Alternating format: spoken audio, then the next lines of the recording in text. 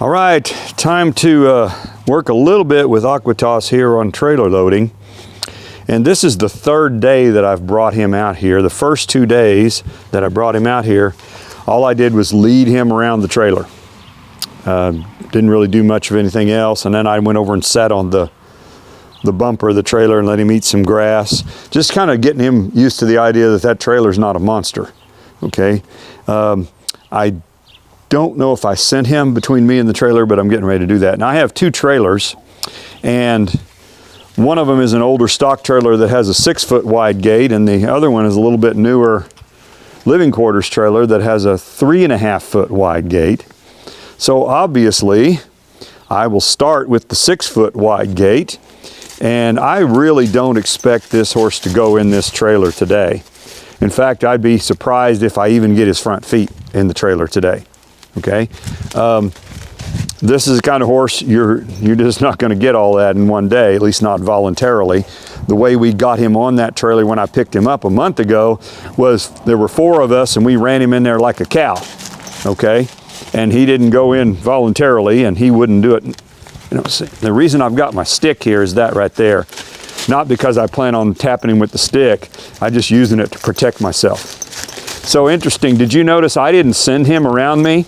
He just, because he's nervous and he's a flight animal and he doesn't control his emotions very well, as soon as he saw something that made him nervous, he started moving.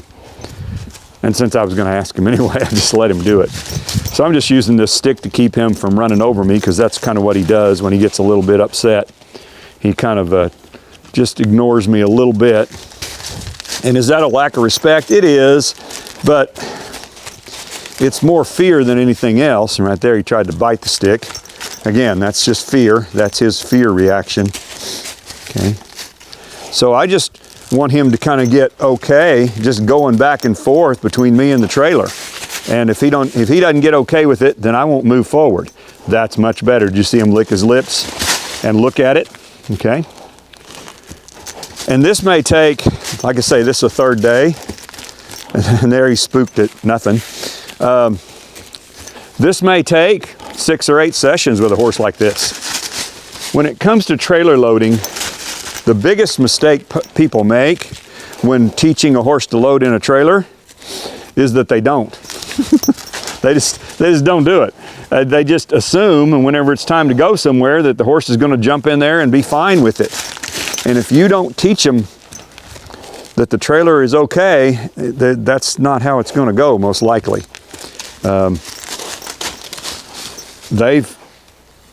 Their instinct tells them that that's a cave on wheels, and it's really, really dangerous, and horses are claustrophobic because they can't run away.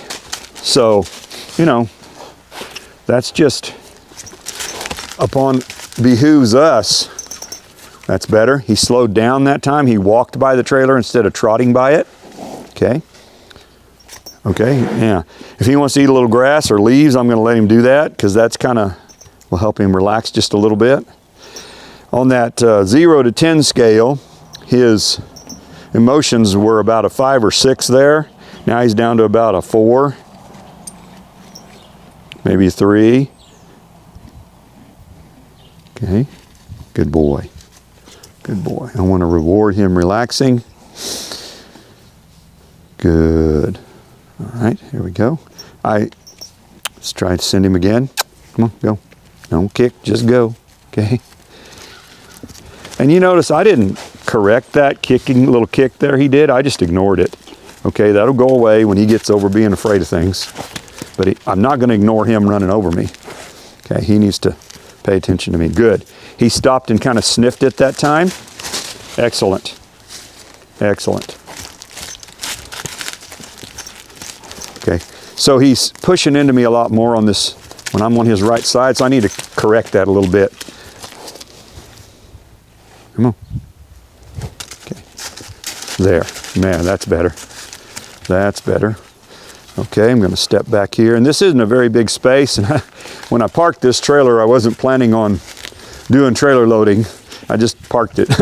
So I've only got about, I don't know, maybe 15 feet here between the trailer and the fence, but it's adequate. Now I see him licking his lips.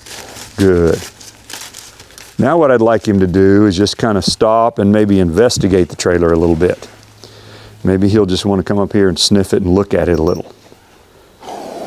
There you go. Again, this is the third day. Let me step back out of your way so you can see what he's doing. And if he wants to eat grass, I'm going to let him, because that'll just help him relax a little bit more. Horses cannot think when they are nervous. I recently read a book by a veterinarian, and he was talking about all kinds of things, colic and founder and just various horse maladies. But at the end of the book, the last chapter was something like the most dangerous thing for a horse. And that's it right there. And his statement was something to the effect of more horses get hurt in horse trailers than any other thing in America. And I don't doubt that for a second.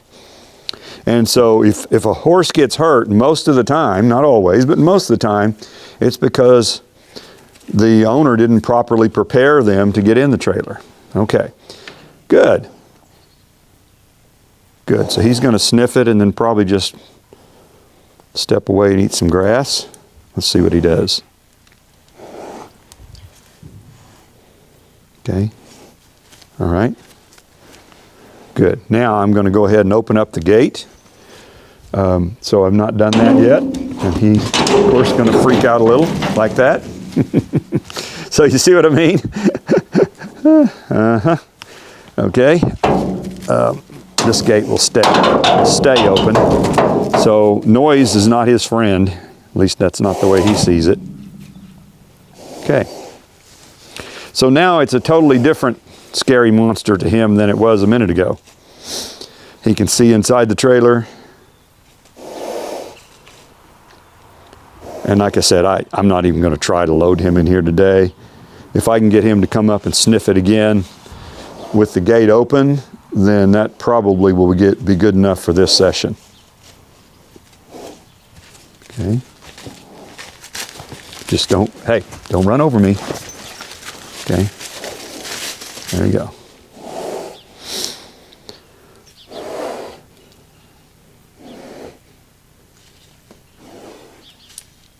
And I've tip trained a number of Mustangs, and if you're not familiar with the program, I understand they don't even do it anymore, but tip training, you take a wild horse and you teach it to lead, pick up its feet, and load in a trailer. And frankly, he's pretty similar to a Mustang as far as trailer loading. They pretty much react about the same way he's reacting right now. Most of them do. And this is how I did it with the Mustangs. Just take your time. Do it over several days. That's actually not bad right there. That's not bad at all. So he's thinking really hard about it. And I want to reward that. Boy. I want to reward him just thinking about it, contemplating what might be there. And what I will do with a horse like this, once he finally starts loading in the trailer, which it'll be a few more sessions, then I'll start feeding him in there. I'll get a half a bucket of feed and load him in there, let him eat the feed, and then I'll do that over a couple of days, 2 or 3 days, so that once he gets in there, he's glad he went in. You cannot lure a horse into a trailer with food. Very rare exceptions. Okay, their motivation of fear is a lot stronger than their motivation for food, especially a horse like this. But if you feed them after they get in there, then you'll kind of make them glad they did it and not so scared about being in there. So I'm real happy with that right there. I'm real happy with that.